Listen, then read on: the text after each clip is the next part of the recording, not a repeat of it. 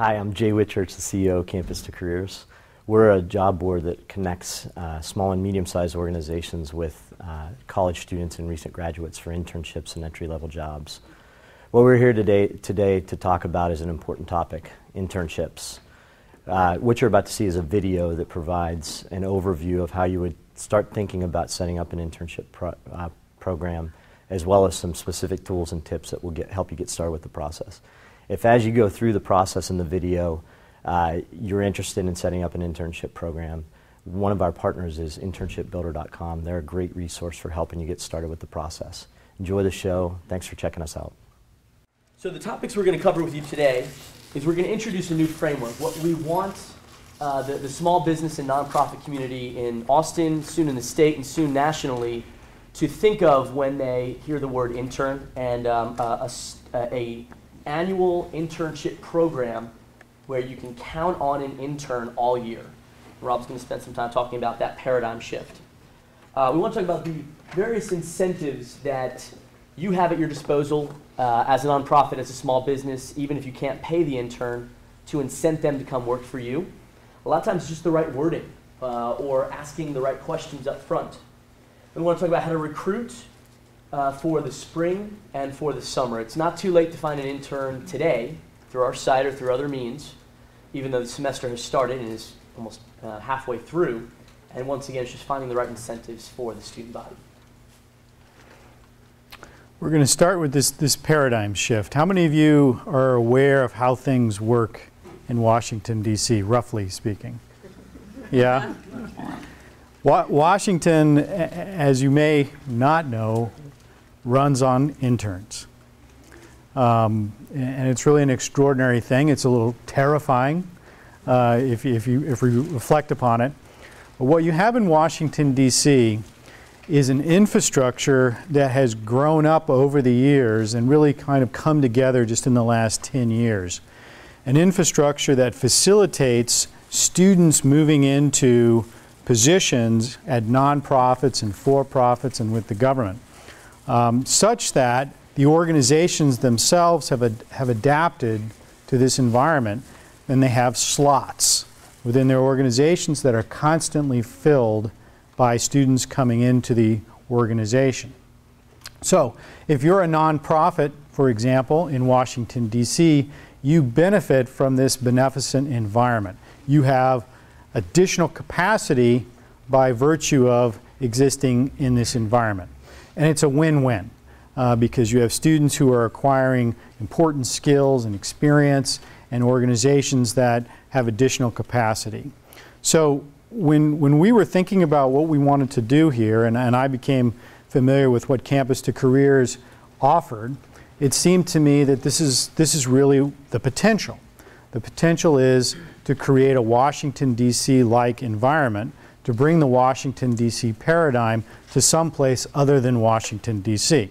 Now, the key thing is to have an infrastructure that facilitates the students moving into positions. And that, I think, is what Campus2Careers offers. Now, a big partner in all of this is the higher education world. And that's a tricky part of this right now. But I'm convinced, as I mentioned earlier, that higher ed is moving in the direction of having internships be a critical part of an undergraduate experience. It's not so much that way now. There's a lot of talk, but it's still relatively low percentage of students do internships as undergraduates, so that's coming up. But what again you can see in the future in Washington, D.C., if you're a student at George Washington or Georgetown or American University or some of the other colleges in Washington, D.C., you do 4 or 5 internships in the course of your undergraduate career. So if you get a sense of what is possible, if you reflect on how many students there are in the Austin area, and if each one of those students is doing 4 or 5 internships over the course of their 4 or 5 undergraduate years, you have a very different environment for nonprofits and for-profits. It's really a game changer. Now, San Jose, California, got a sense of this and actually proposed, I don't think they actually implemented it, a program that would have area undergraduates and recent graduates move into the corporate world in that area. And they talked about this in a way that reflected an understanding of that Washington, D.C. paradigm. They talked about creating a farm team of talent, drawing all of this talent into universities and getting students the experiences and familiarity with certain companies that they could step right in and really help these companies right away.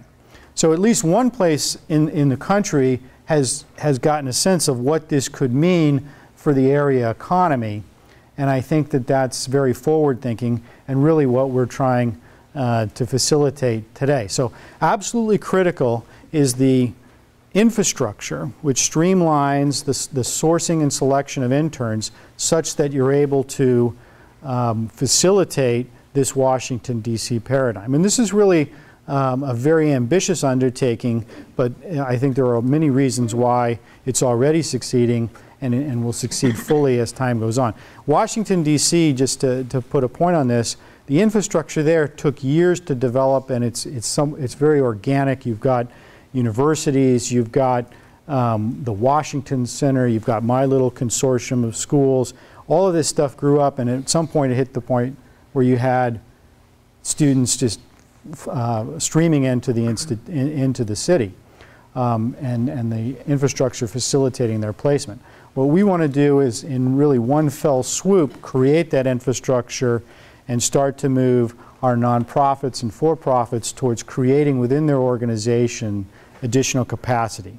Slots where interns come in and have an experience, prepare the way for the next intern to pick up that position, and it continues on with enormous additional capacity for the organization. And just to add to that point, if you think about it, the number one barrier to an internship program is the fact that you do all this upfront work, whether it be building the role or recruiting the interns, and then it ends up being a 3 or 4 month experience, right? That's the number one reason why every small business or nonprofit doesn't go about finding an intern. What we're going to propose to you today is a process where you can count on an intern all year, and then year after year, right? So you're not just building, as Rob said, a single position, you're building a slot. And the old intern can replace themselves with a new intern and transition that work to the new intern so that they're documenting everything that they're doing and handing it off and replacing themselves, hiring their replacement. And our next slide just gives you a definition so that we can all be on the same page as we start this. An internship is an academic experience. That's an important thing to keep in mind. It's not a job. It is an academic experience, and as a result, it's governed by university curricular processes because it's part of the curriculum. So there are learning goals that are part of internships, and they have to be really thought through, and I think that's something that will come through in our presentation today. Now, this academic experience is more and more an important part of an undergraduate career because this kind of experience is more and more necessary to have students get where they need to get by the time they graduate. If you have an internship program, you're contributing in an extremely important way to an undergraduate education, if not a graduate education. And one way to think about this is to reflect that a freshman in college is 4 years from being in the 8th grade. They're not really ready for prime time. Over the course of the next 4 years, and sometimes 5, and sometimes 6, they need to get to the point where they're really ready to go. And there's no way of really doing this unless you've got particularly extraordinary students. There's no way to really do this without the practical experience piece. So an internship increasingly is a very, very important part of an undergraduate experience.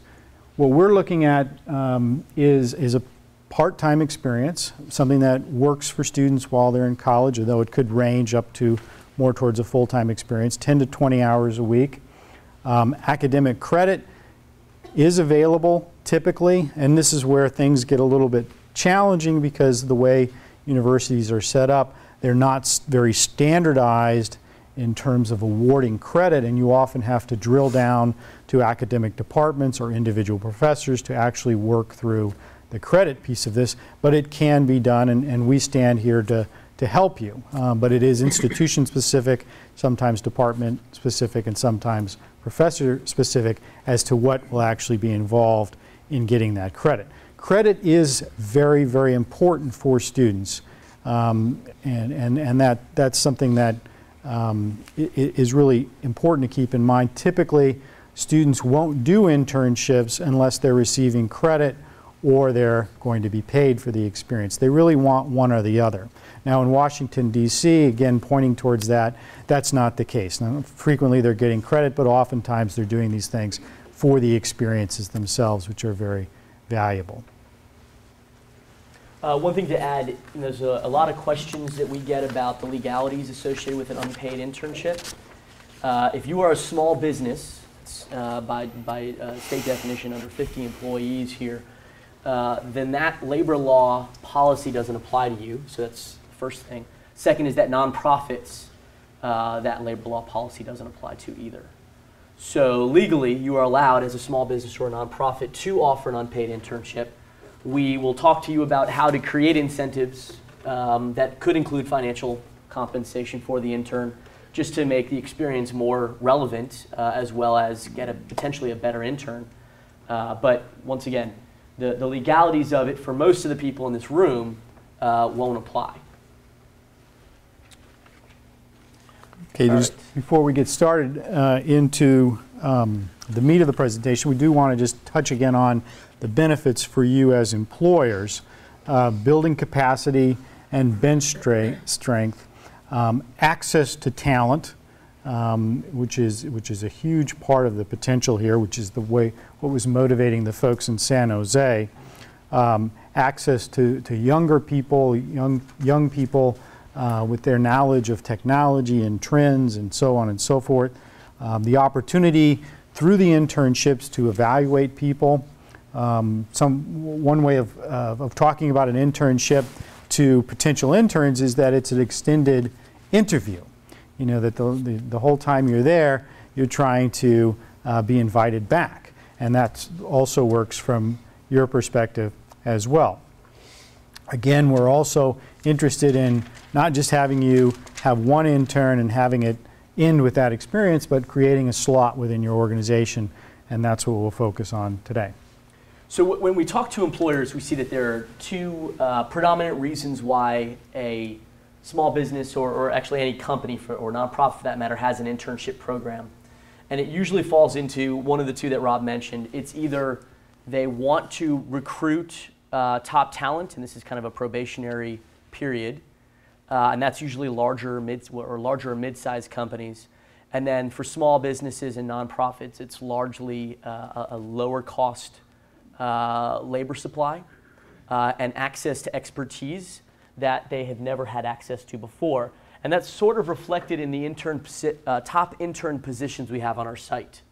My guess is all of you here today probably have at least one of these needs in your organization, and in many cases, an existing student is better positioned to do these tasks or the tasks associated with these roles than you are or than anybody else in your organization is. And one of the first things we tell small business owners, startups, sole proprietors, nonprofits is put a value on your time and figure out if it's worth bringing somebody on to do some of these things. Social media is the easiest one. I'm in the generation that grew up with social media, yet I haven't touched our social media accounts in 6 months since we set them up. Our intern posts every job and every tweet and every status update on our accounts. And when our old intern left, he trained our new intern, and I just met the spring intern 2 weeks ago. So I didn't even interview the intern that came on to do our social media. The first intern set up our accounts designed our social media strategy, started doing the posting using a third-party tool, which is free, by the way, that he found, then posted the internship position for the spring intern on our site, interviewed them, hired them without anything more than just me looking at their resume, trained them, and made the transition of sending over all of the account information. And without even knowing it, the old intern graduated, the new intern started, and we had very little to do with that. That's the slot that we're talking about. We know that it's not a really good use of my time to be tweeting. I know there's some people tweeting right now, Elijah.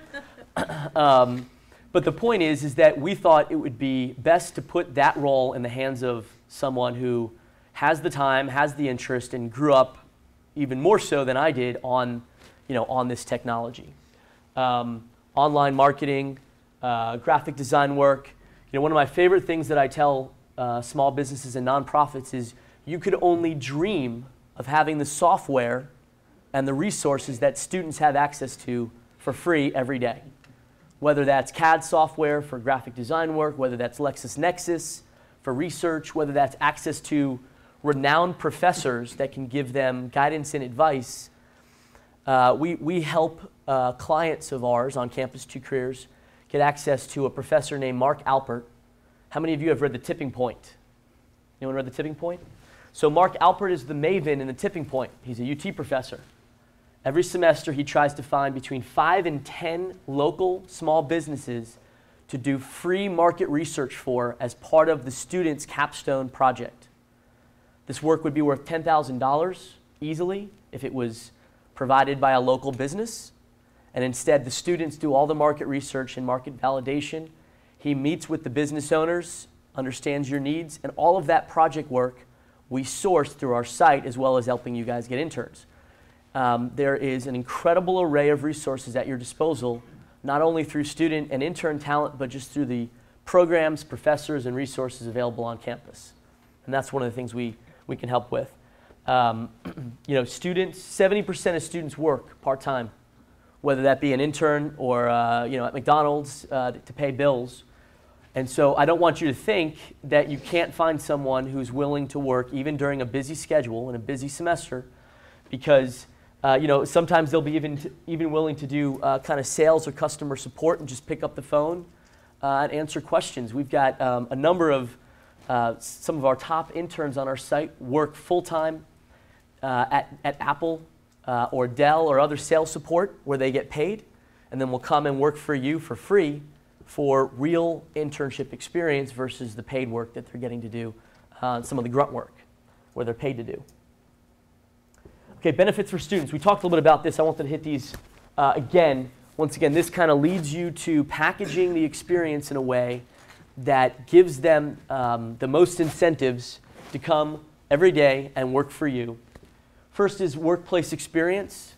Students don't know what it's like to work in the workplace, and one of my favorite examples is we had a bunch of interns working at a nonprofit. They were getting class credit, so they just assumed it was a true extension of their schoolwork, and over one of the breaks, stopped showing up because it was break time, right? They said, oh, well, if this is an extension of my classroom, if school's off, then I must not have to show up to work either. And so, it's incredibly valuable for you to tell them what expectations are when they show up for their first day of a real job, of an internship, and to treat them like a real employee. Internships have proven to increase the starting salary of a student's starting salary, if it's relevant, 20%. All right, so in most industries, that's more money than you could pay an intern. Even one of the large employers can pay an intern for their work. So imagine a 20% increase because the work you're providing, the work you're giving them for free, maybe, is directly relevant to what they're going to get paid to do when they graduate. So that relates to resume builders, right? Actually giving them projects that they can do start to finish so that when they're in an interview, they don't talk about the grade they got, the class project they did, the fact that they were a student leader, right? All of which is important. It shows character, but it doesn't show competencies or skills. But saying, like the intern behind our video camera right now, that she was able to do a live stream video in front of the Better Business Bureau and with TANO and Campus2Careers. That resume builder is far more relevant than I took a videography class and I learned how to use the video camera. Obviously, class internship and or credit to graduate. And let me kind of talk to this a little bit because Rob alluded to it.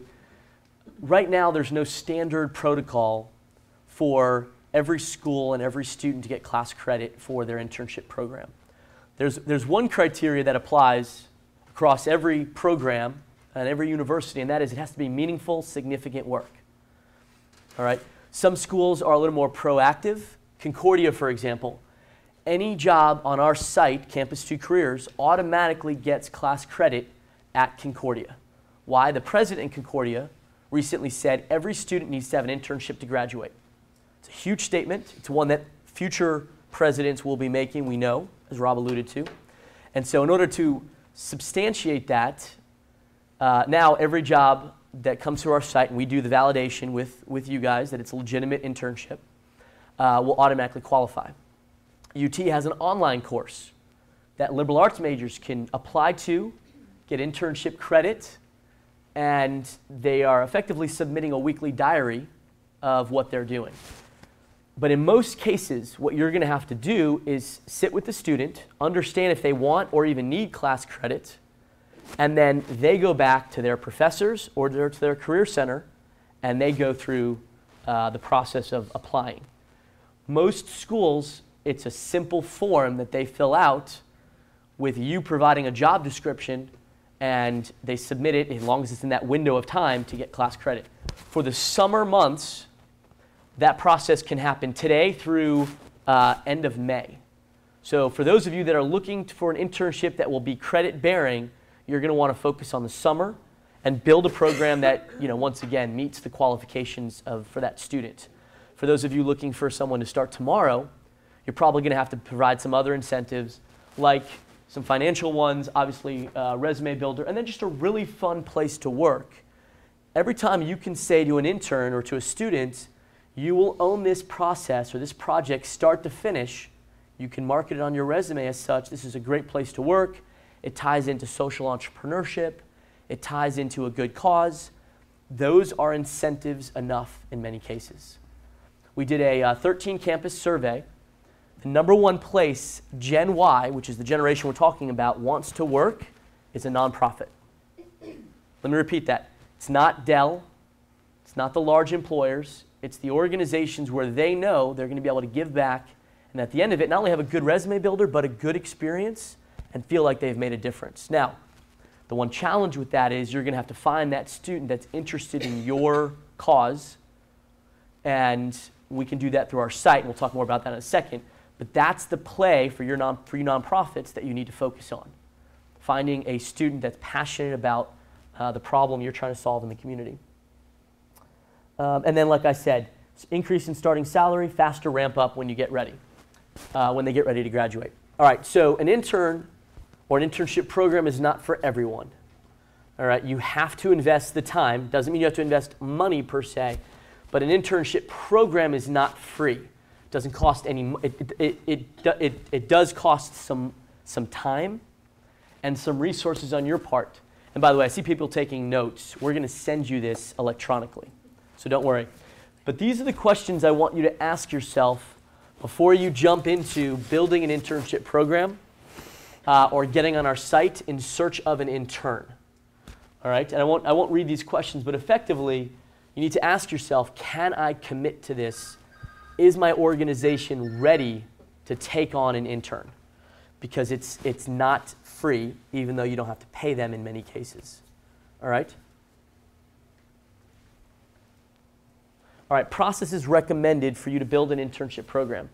First, establish what goals and parameters you want to set for it. And once again, this isn't a single internship experience. This is for a year. Think of it as an annual, reoccurring project, budget, resource, like you would anything else in your budget. Develop job descriptions and determine the incentives. What incentives can you provide to the intern? Sometimes it's compensation, financial.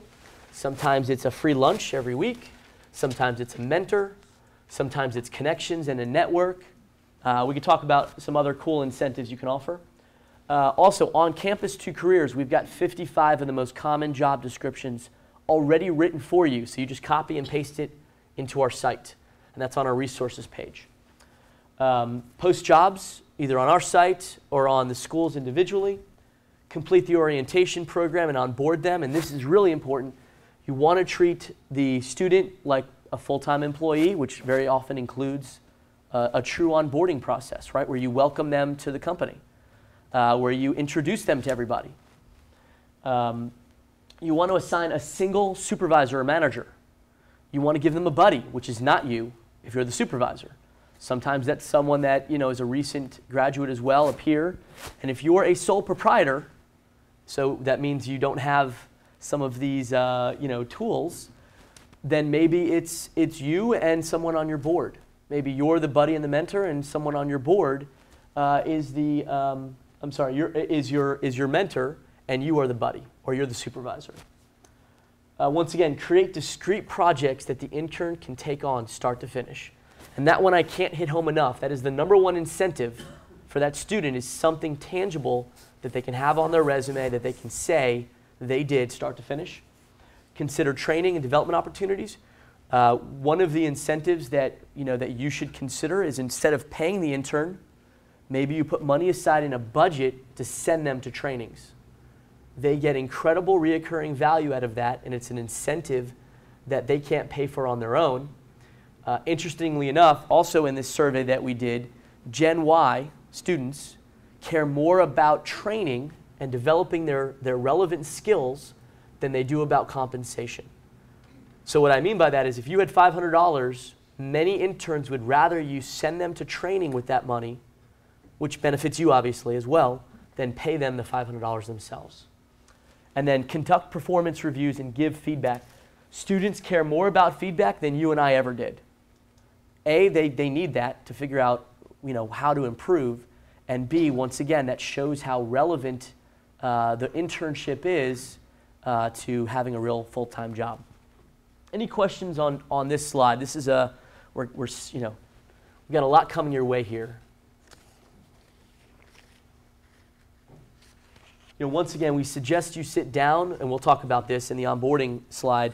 We suggest you sit down with your intern, and even during the interview process, ask them what their motivators are most. If you get a senior, the odds are many of them had already had an internship. They've already gotten class credit. So as Rob said, that doesn't even apply. Because of the economy, sadly, there are students that have graduated that are looking for full-time, unpaid or paid internships just to get their foot in the door, or to learn how to network and build a network. All right, available incentives. So, for some of you, hourly pay may be something that's available. I will tell you, if you're looking for a web designer, a web developer, you're not going to get that without paying. That is just premium these days. Even students are getting paid to do work for clients. We are working on a program where, as part of class projects, students will be developing applications and writing websites for you for free for class credit. But we're not there yet. And when that happens, there will be 800 CS majors at UT that will be, again, looking to us to help you, looking to us to find you to build your websites and applications. And that will be a huge game changer that we hope to replicate, statewide. But in the meantime, if you're looking for anything technical, you're going to have to pay for it. And that's the hourly pay piece. The average hourly pay for a technical person is, even in school, is $25, just to provide some context. Now, if you were to go out and hire someone in the Austin market, you'd be looking at $125 for that same skill set. And so that's the value of bringing on an intern to do that work. Performance bonus. Almost every company that we have on our site has figured out some way to incent the student with some performance bonus. And that could be only a $500 stipend at the end of the semester. That could be congratulatory lunches or prizes or gift cards, something just to set a goal. Let's take social media, for example. Build our Facebook page and get us 500 followers, and we're going to take you out to lunch. We're going to do something fun. We're going to celebrate. We're going to have some kind of party, something to incent them in a financial or congratulatory way, because you guys were there at one point and you remember what it's like to be congratulated and to have a goal. And it relates directly to what they're going to do when they graduate. Commissions. We have a lot of employers that are using students today to do lead generation through affiliate marketing or cold calling. And if there's a direct financial compensation that you will get with that student intern, we suggest you incent them appropriately. Commissions is an appropriate way. Yeah? Do you advertise all this on your job posting? Yes and no. So repeat the question. Yes. So the question was, do we advertise that, or do we suggest you publish that on our posting? So the answer is no. There are 5 drop-downs for the compensation section. And we typically suggest, unless you have an hourly rate that you think is very competitive, the answer is you should leave it blank on our site in particular. If you leave it blank on our site, what it tells the student when they're viewing it on the matches page is contact the employer for information. In our opinion, suggesting that they contact you allows you to build a compensation plan that meets their incentives and motivators. So you don't say unpaid? We don't say unpaid. If you put $0, then it's going to say unpaid. It's going to say pay $0. We don't believe any internship is worth $0. And so we typically suggest you leave it blank, and that tells the student to contact you, and then you guys can negotiate something that works. I mean, like I said, it may be commission, it may be a performance bonus, it may be hourly pay. Any of these are a form of compensation. Maybe not a traditional form of compensation, but of financial value to the student. As I said alone, experience in an internship relevant to the student's career goals is worth 20% increase in starting salary. I promise you that is more than almost anybody will pay, even at the large employers, for that work, minus programming skills. And so that's why we suggest you don't highlight that unless you know it's going to be competitive. And right, that's how almost every job posting in the world is, right? It's COE, competitive based on experience. And so effectively, by not posting that, you're saying the same thing, COE. The pay will be competitive based on your experience. Class credit, again, you're going to have to work with the student to either complete a form or write the job description or build the task that will allow them to get class credit. References, connections, networking. Very often the fact that this student will be out there representing your brand in the community will lead them to a job. You can't quid pro quo, which means, you do this, we'll give you a job, or we will help you find a job. But, 80% of jobs are filled through networking, right? I'm one of the founders of a job board, so for me to say that job boards aren't the best way to get a job, means that it's got to be true, right? 80% is through networking. Students' connections are largely on campus. So the value of drafting and using your network to get a job is huge. Mentoring, professional development, once again, like I said, training, sending them to training, unique experiences, and then, like I said, unique perks. Maybe that's a party.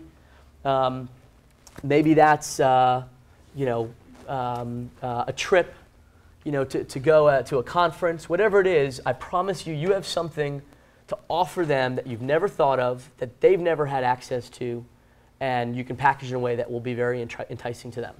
One thing to keep in mind, and this is probably difficult to work into a conversation with an intern or intern prospect about why they want to do this or why they want to do this with you, is the kind of development that will take place in an internship, which students are really in great need of. And a big part of that is the development of all of these soft skills that you have as adults that you probably don't know how you got. A lot of students don't have these skills, and they don't know it. They don't know what they don't know. I mean, just the sorts of skills like being able to read people, being able to say appropriate things at appropriate moments. And this is it may take a leap of faith to realize how little, in many cases, students have in the terms of developing these kinds of skills. I once had an intern in my Washington program who was interning with the Navy JAG Corps and had a difficult time with a supervisor. And one day, I don't know why, the supervisor asked the student, "What do you think of me?" Probably the supervisor was sensing there was some tension. And the student said, "You remind me of a blood-sucking vampire who's sucking the life out of me." Now, that was not the right thing to say. But that gives you a sense that students don't necessarily have those kinds of skills, and they don't know it. So this is just something to keep in mind, that you really are potentially going to do something very beneficial to the student. You may not be able to bring that into the conversation. I'll give you a slightly more positive example. We have an intern that is actually rewriting our marketing pages. So in 3 weeks, when you go to our marketing pages, you will see something completely different. And we have a performance bonus that we've put in place with him instead of paying hourly rate, which is more or less a project fee.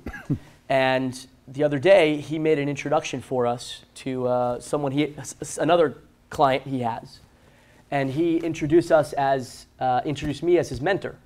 Now, he never officially asked me to be his mentor. We never, agreed to that. But that just goes to show you how he, what he thinks of the role of supervisor and intern, and the value that I put into the relationship.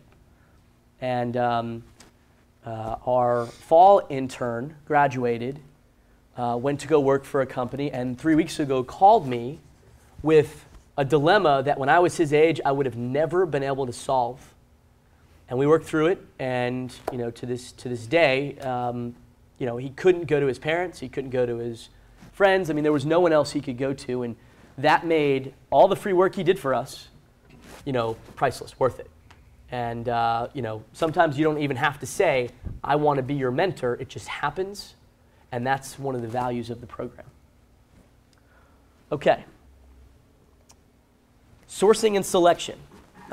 We are not the only game in town, so I don't want to force you guys to use Campus2Careers. There are a lot of benefits to using our site, but Monster, Craigslist, the current applications or job boards out there are just not effective, unfortunately, which is why we exist. Schools have their own job boards.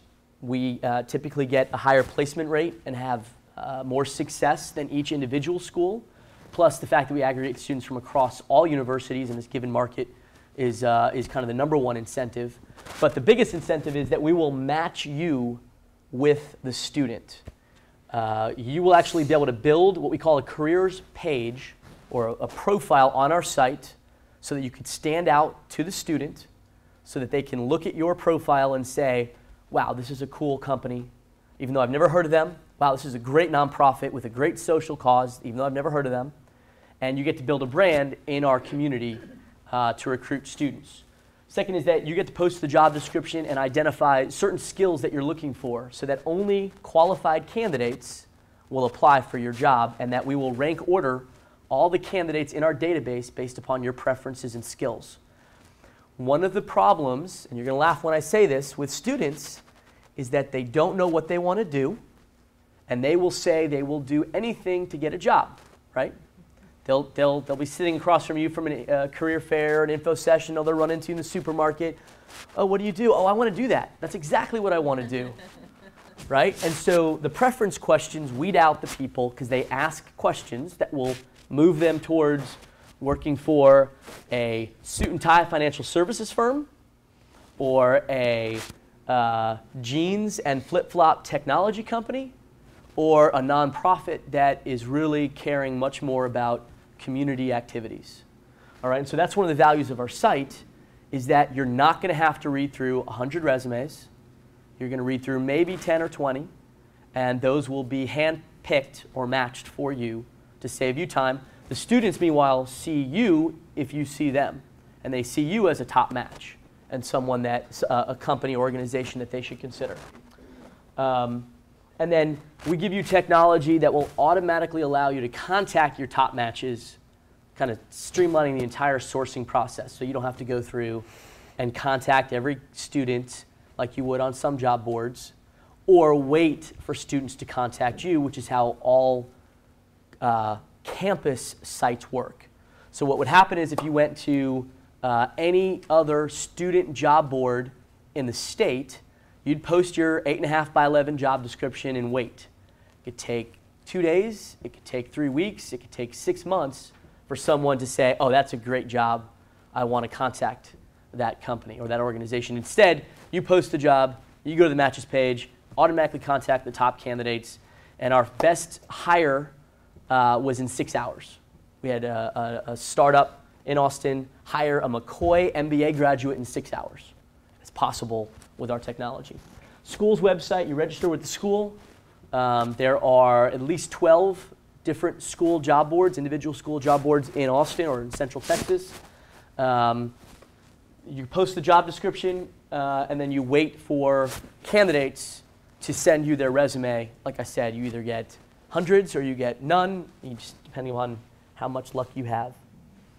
All right, so I wanted to show you a few quick screenshots just so you can kind of get your hands on the site in advance and head around what we're doing. This is Spiceworks. It's one of our clients. They actually are one of the fastest growing IT companies in Austin. I don't know if you've ever heard of them. But what they have is a video up. They actually have their logo. They've got a description, links to various pages. They actually have a TV channel with streaming video about what it's like to work there and some of their clients. It's a cool place to work.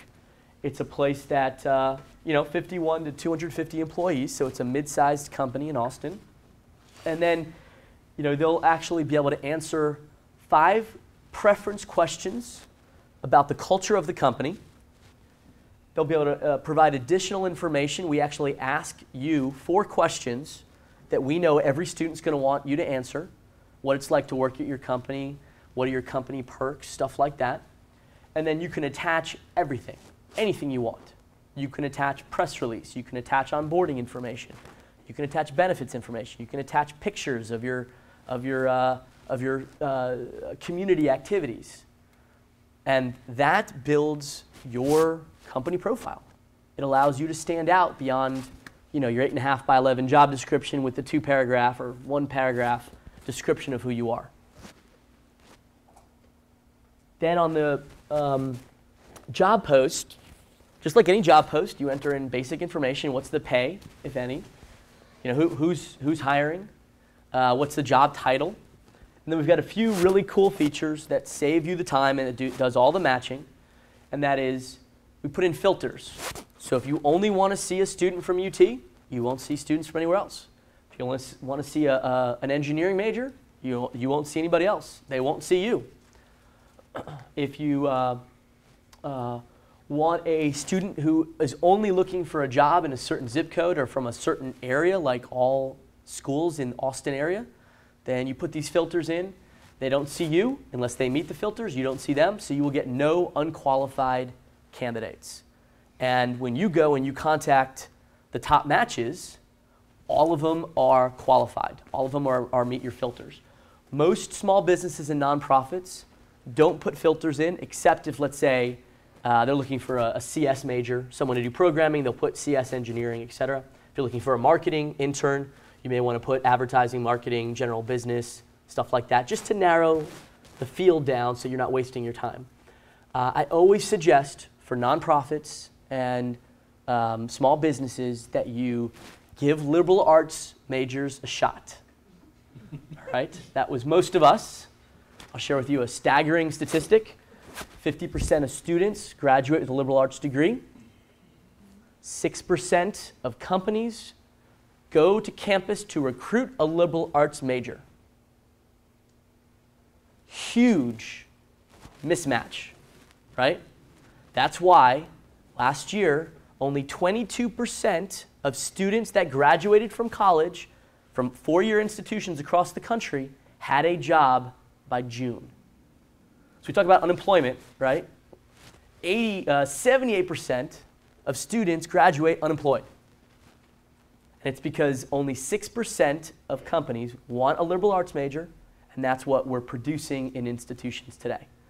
I can get into a very long conversation about that. We can do that over a drink at another time. But ultimately, I suggest that unless you're looking for someone very specific, check the liberal arts box, or don't check anyone at all, because that's where you as a nonprofit or as a small business that can't pay are going to be able to find someone 95% of the time, right? Because that's just huge numbers of people that need this on their resume in order to get a job. It's that simple. The difference between the 22% that got a job and the 78% that didn't, I bet is 90% the internship experiences that they had. And that's unfortunate, but that's the problem we're facing today. So that's how you can put in filters to find the candidates specifically that you're looking for in the skill sets. Then in the skills table, we ask you to choose 10 of 25 skills so that if someone says they're all analytical and no technical, and you need someone technical, you're not going to even find that candidate. Right? This is like the UT paper called us the love child of monster and eHarmony. Right? Because we will match you with maybe not the girl you're going to marry or the guy you're going to marry, but at least worth the first date, right? Which is what we call the interview in the job space. And then 5 more preference questions that are about the work environment. So the first 5 questions on the company profile were about your culture. The next 5 are about the job environment. All right, this is what the page ultimately looks like when you get to the matching. We will rank order all the students in our database based upon your criteria. The automatic match message, which is at the bottom of the job post, will automatically send a message to the top 10 to 50 candidates. You'll get a little "you've been contacted" or "they contacted you" icon, and that means that you're in discussion with them. And you will literally scroll through and have as many. We will only display the top 500 candidates for you. Sorry, 500 is probably enough. Probably only 10. But that's how our site will work. We will rank order all the top candidates based upon skills and fit. Green is good, yellow is medium, and red is don't even worry about them, typically. And the students get the exact same thing with your jobs rank ordered for them. Any questions on this?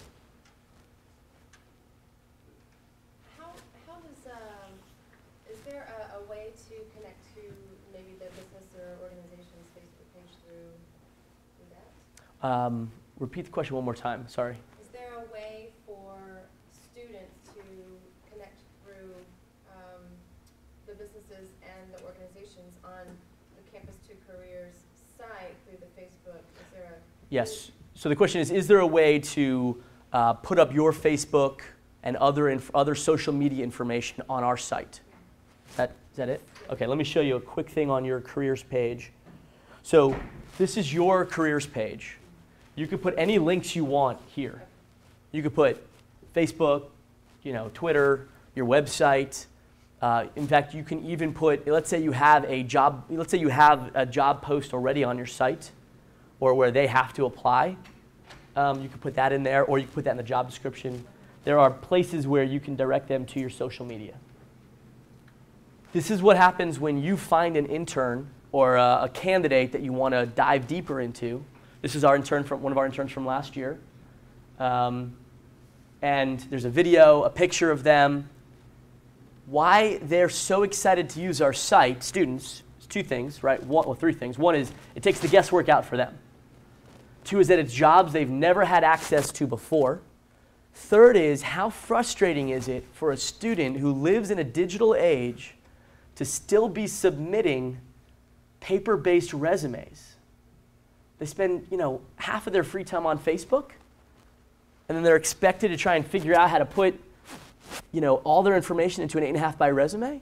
I mean, it just doesn't make any sense in today's day and age, right? So the student, for the first time, gets to build their own profile, their own virtual resume, and gets to stand out, put up a video of themselves, attach, class projects, and also answers questions and identifies the skills that they possess to be matched with your requirements. We're going to run through the remaining slides fairly quickly and leave a little time for questions. Onboarding checklist. Again, Nathan's going to send this to you. Let me just highlight one of these, which is to set expectations and discuss interest. And that's really getting to the core of setting this up so that this is a win-win for you and for the intern.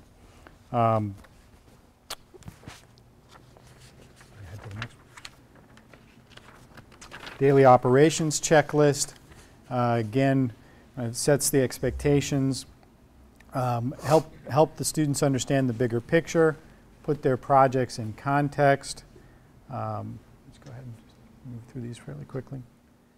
End of program checklist. Again, I think there's a lot of good information on these slides. We're not going to spend a whole lot of time on them. But you really do want, probably Nathan may speak to this, give them an opportunity to present their findings. That's a real critical opportunity for the students. There is a lot of added value for students in being able to do that. And if you can work that into their experience, all the better. So what Rob just ran through very quickly, which is pretty well documented on these slides, is effectively how you start the internship program, what you do during it, and how you wrap it up with an exit interview. At the bottom, there's a reference to a document or documents. One of the things we really stress is that you build a formal program. You provide structure to it. If you just say, hey, come and go as you please, it's not going to be a good program or experience for either of you. So one thing that we're going to share with you guys is templates that will provide immediate structure so that the intern will take it seriously. Because that's what part of the problem has always been. You guys need to invest a lot of time for what ends up being a short output. Now we're saying that doesn't apply anymore. You should expect to hire someone every single semester. In fact, you should expect to hire an intern that hires their replacement every single semester. The second problem we solve by you guys putting some real structure around the role. All right, and that means they take it seriously. You start with an onboarding process. You have an MOU, memorandum of understanding. This is what we're going to commit to doing for you. This is what you're going to commit to doing for us. Some clients of ours have actual NDAs in place with their interns because some of the stuff they're doing is so secretive and compelling. So we will get you a list of these templates, a link to these templates, to these forms. One of the last slides here, I just wanted to cover it real quickly, just kind of wrap up.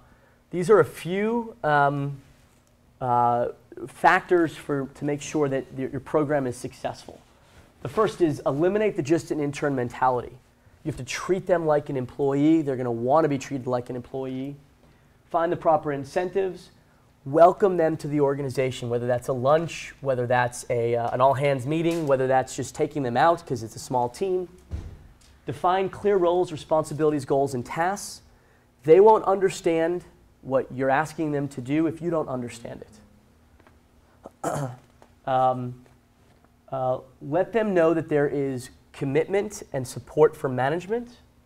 Explain how that internship relates to business goals. This is probably one of the most important things. Students live in without context for how what they're doing is helping maybe business goals, the bottom line, the community, a social good.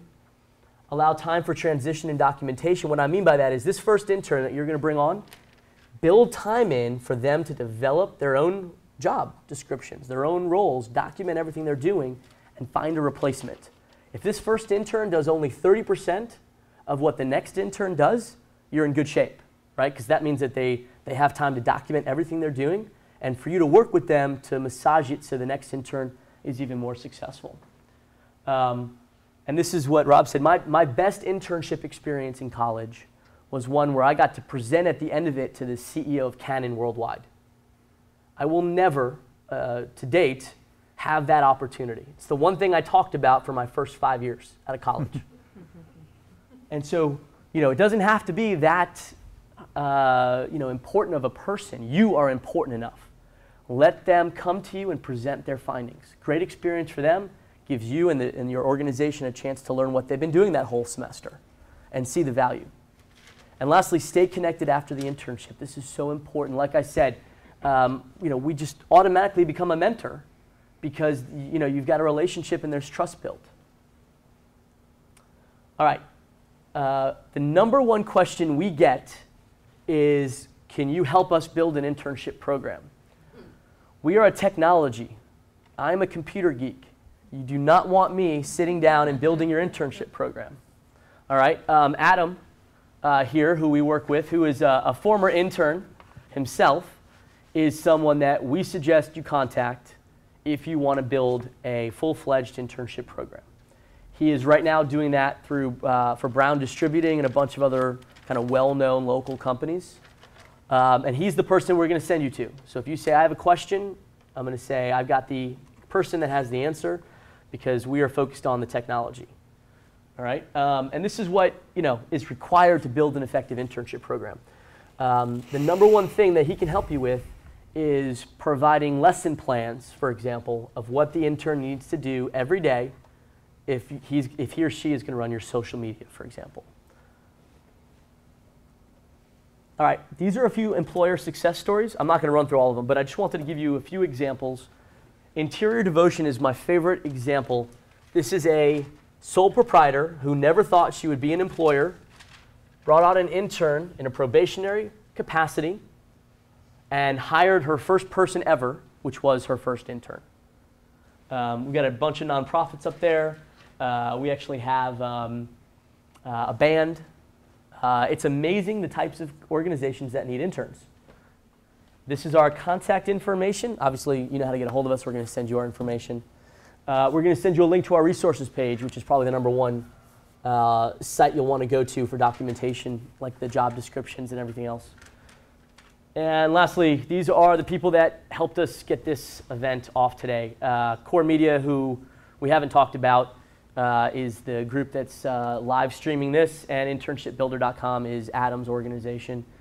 I want to thank the Better Business Bureau for hosting us, Rob for coming out. And I want to share kind of an advanced information about something we're going to attempt to launch here. Rob talked earlier about what San Jose was trying to do, which was connect the small businesses and the startups with tomorrow's future talent. If all goes as planned, in March, we're going to roll out something called Intern in Austin. It will be the nation's first citywide internship program for small businesses and nonprofits exclusively. It's going to be a program that we are co-hosting with TANO, the Better Business Bureau, in addition to the mayor's office and all schools. It's going to be a single landing page, or a few different pages, where all the information that you ever wanted to know about how to build an internship program will be hosted. Videos that Adam has worked on will be provided, access to our site as well as each school's site, so that you can go to one place and find all the information you need, instead of going to each individual school's sites to find out their requirements, to our site, etc. And the mayor has made it clear that he thinks one of the largest untapped resources for a city our size, right, 120,000 students in Central Texas, and one of the fastest, most vibrant small business community, is connecting these two resources. And so that's something that we're going to work with the mayors and the chambers and other organizations to create, so that you have all the information we're presenting plus a lot more at your disposal starting in March. And the reason why we're starting it in March, April timeframe, is because career fairs will have ended. 90% of students looking for an internship will have not found one through the traditional on-campus activities. They will be desperate. They will be frightened by what their career prospects are. And you will be able to come in as the knight in shining armor and give these students a great opportunity. And that's the purpose of that program. Are you going to Yes, well, we will send you this link as well as other links to documentation. And when the Internship in Austin program launches, we will send everyone links to that as well. It's going to be an extension of our site just for Austin. Right now we're in 3 cities, Austin, San Antonio, and Houston. And the material that we're going to be putting up on that site with other organizations will be specific to the Austin community. I think we're about 5 minutes over time, so we'll stick around and answer questions that you have. If anybody needs to leave, please feel free to do so. Thank you very much for coming out this afternoon.